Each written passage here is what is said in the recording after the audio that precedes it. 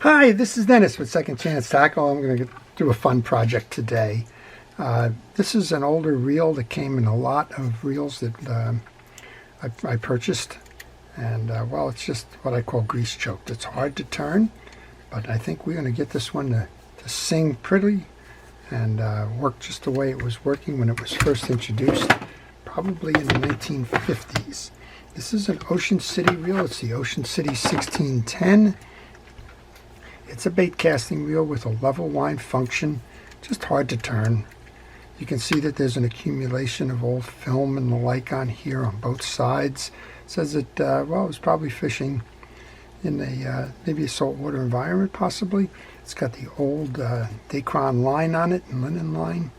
But otherwise, it's in pretty good condition.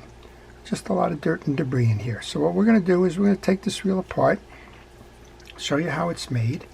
We're going to show you how to service it, tell you a little bit about the reel, a little bit about Ocean City maybe, and get this one back out there to fish another day. Give it a second chance. Well, if you like these types of videos, I want to encourage you to subscribe to my channel. And if you do subscribe to my channel, I want to recommend that you use that notification button to let you know when I'm posting videos, so that well, you can make a decision as to whether that's a video that you would like to see. Today, this is a vintage bait casting reel. Tomorrow, it may be the latest in ocean trolling reels. It could be spinning reels. We never know. You're kind of watching what comes into my shop for service and repair. Those two side plate screws are all that hold the side plate on. And this is a internal look at your gears and at your drive system for your fishing reel. Well, the sluggishness, I'm thinking, is either there or it's in our worm drive apparatus. So let's remove the handle. To remove the handle, we want to take the nut driver. It's a 1/4 inch nut driver. And just take the cap nut off. And surprisingly, the handle knobs on this one work. They still spin. These are those Bakelite or plastic handles. Every now and then they swell up, particularly in a hot environment. They swell and they choke down on the shoe studs on the handle. And if there's a failure point with these older reels, it's typically that those handle knobs are broken off.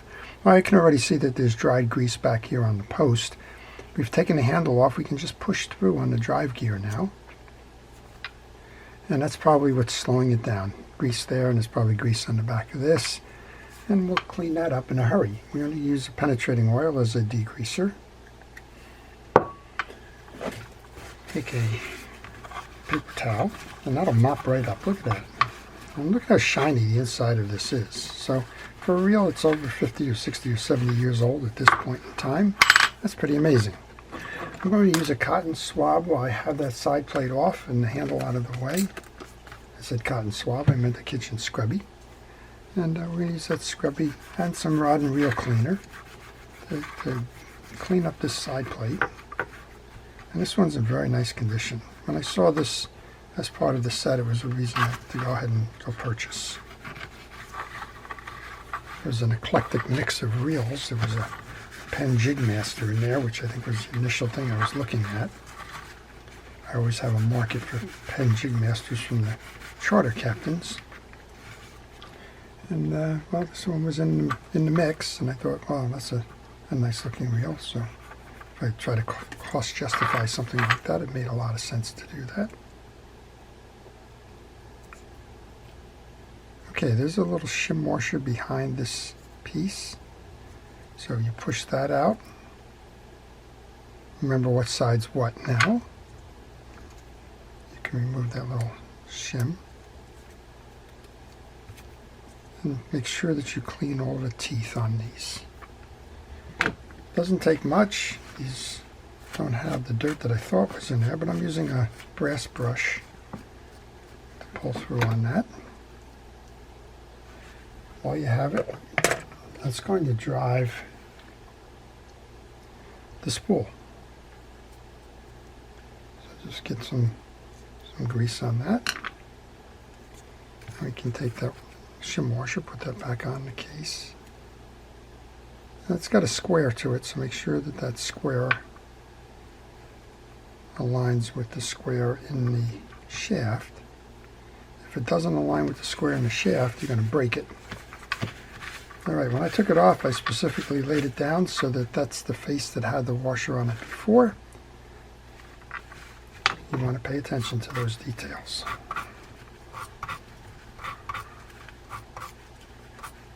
Okay, clean that up, put that back on. Same idea, it's going to lock in.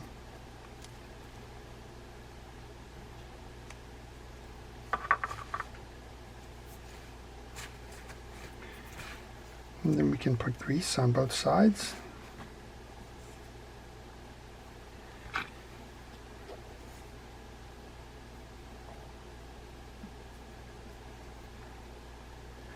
You normally need to inspect the teeth, make sure that they're not clogged or filled with dirt and like. Clean the side out. A little bit of grease onto the shaft. We can bring this back in. Nice easy snap. I'm going to use my scrubby pad again to clean off the tarnish on the handle. Now you're not going to be able to restore the UV damage on the handle knobs, but you can clean up the metal parts. That piece in, this piece in.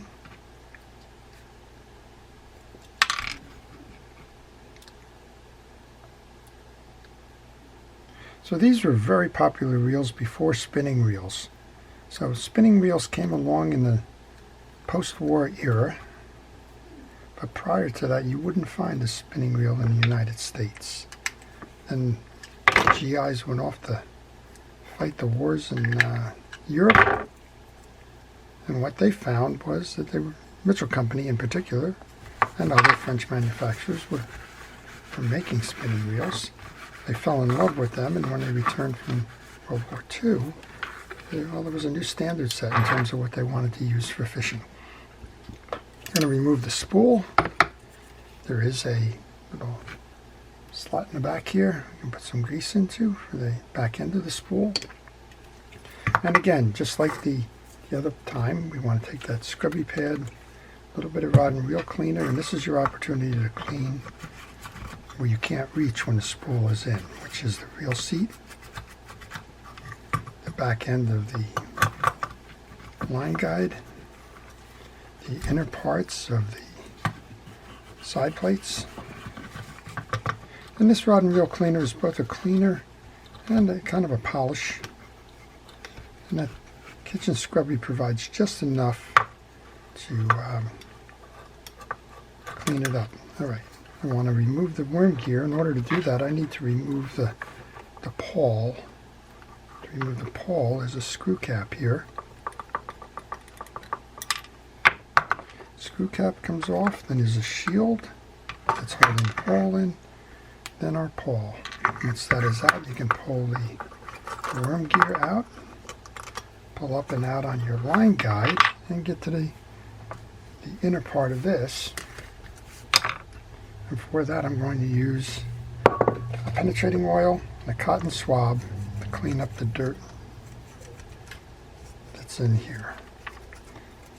So this is probably aluminum, I'm thinking. There is a little bit of tarnish in here that's just not cooperating. That's pitted. And you have a couple of options. You can try, but sometimes you're just not going to be able to be successful cleaning it. And right now I'm just going to run some 4-0 steel wool in here, see if that might buff it out. No, that's kind of tarnished, pitted right now. All right, well, we did what we could there. Check the grooves. This one's completely clean. To reassemble, you bring your line guide back in. There's a slot up top here where that's eventually going to fall. Get that in here. Sort of like that. Just let it lay there for a moment. We're going to bring our line guide in next. Thread it through that hole.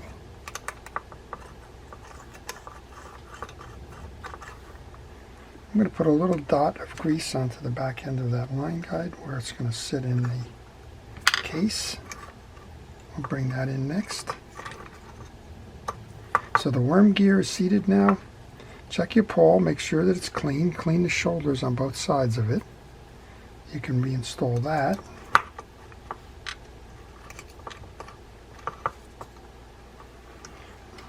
And I may need pliers to do that because my hands are so big.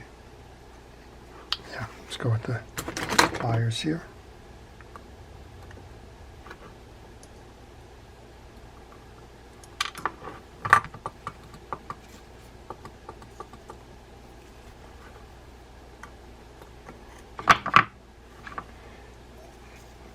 To seat your pawl now, bring it over a little bit and turn your worm gear so that it brings it down so that your pawl is flush with the carrier. Bring the shield over next. Then I'm going to use a screw starter to start this one. And that'll hold the pawl in place. Okay, for the most part we are in now.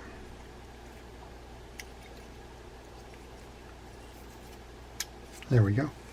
And turn it to make sure that it turns free and easy. Well, it's certainly doing a whole lot better than it was before, isn't it? Okay. From a spool standpoint, you know what? I'm going to leave this line on here right now. That's probably a 50-year-old line. It's very brittle, but it's telling a story right now about this reel. So I'm just going to leave it. Again, it's a nice aluminum spool. We're just going to kind of work that around. A little bit of grease on both sides here, and this is the drive for your spool, so you need to know what side that's on. Your spool and your main gear will connect there. Bring this in. Make sure that you don't trap the line in a case like I just did there. It's always a hazard when you go to work on these reels and are working on one that has the line on it. All right, a little bit of grease onto that. Let's bring the main side plate over and we'll give it a test. I'm going to merge the two pieces right now. Once you've seated the case, take those two screws. You may need the screw starter for these as well.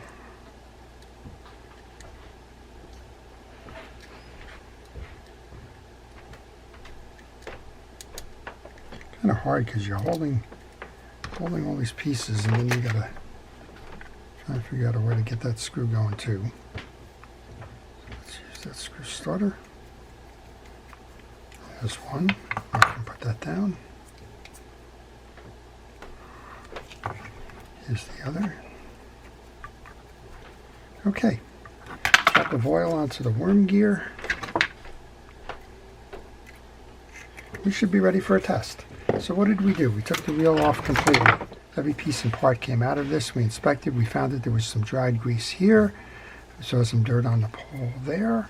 And otherwise, this reel's nice and clean.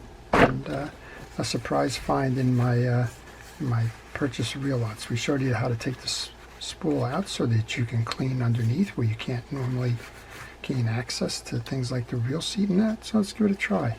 What a difference. And I guess you can adjust your spool turning too. Sure. There you go. Wow. Nice reel all around. Quality classic reel of the time. It's got plenty of fishing left in it. This one is the Ocean City 610. And it's been fun to work on. Notice I just didn't clean that side plate, but well, we got that scrubby going, and it's kind of that's time. We might as well get that done too. Oh, I hope you've enjoyed it. I want to take a moment to thank our police, fire, safety, rescue, all of the first responders, everybody who's involved in keeping us safe as part of their career choices and dedication. And I want to thank you, the viewer, for watching. Oh, nice loud clicker too. And well, again, if you haven't subscribed, please subscribe. And if you want to see more, make sure you use those notification buttons to see when I'm posting.